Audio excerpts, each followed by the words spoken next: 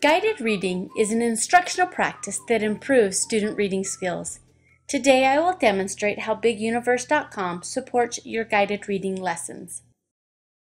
The premise behind guided reading is that if students are reading on their level, their comprehension is increased. So by teaching in smaller groups, students can be taught a specific skill. The first step to start guided reading in your classroom, you will need to group your students. This can be done by various tests to get a level. You could also group by interest level or a certain skill. Groups should not be more than 4 to 6 students, and the lesson should only last 20 minutes at the most from start to finish. The key component is using books that are on their level.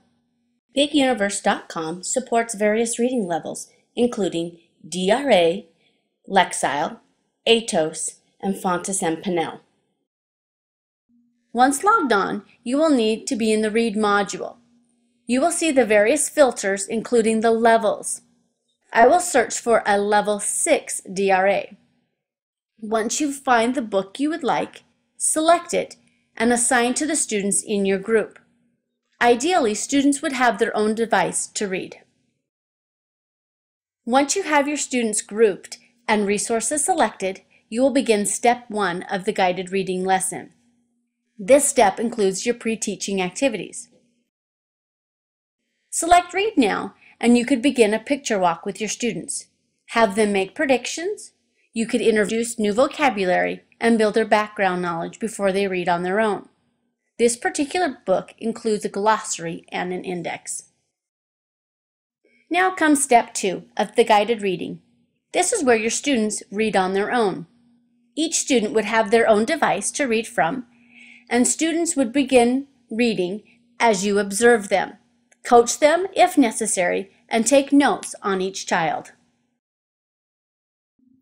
Finally, Step 3. This includes the post-reading activities.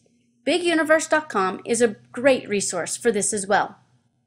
Returning to the Read module, you could perform a Boolean search, searching for your level and quiz type.